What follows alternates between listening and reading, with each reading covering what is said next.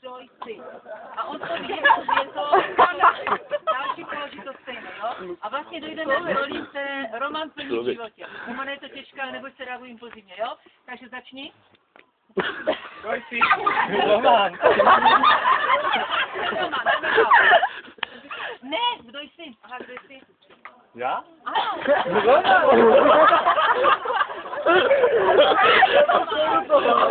Další role.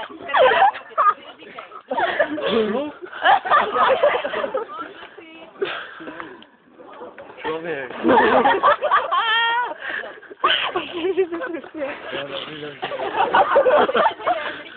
Žák. Žák.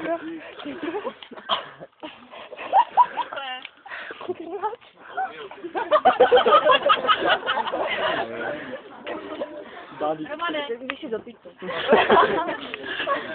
Kamarád. Kamarád. Jenom to kreslí.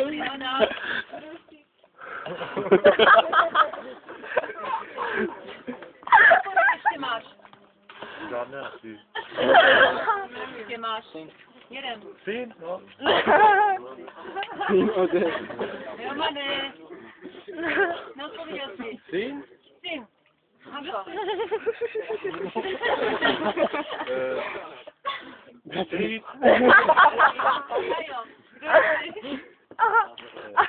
Synovec.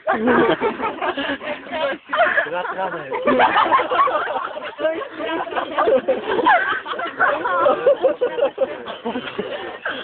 Vnuk.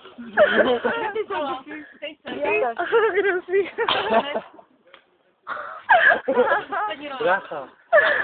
Bracha. Jo.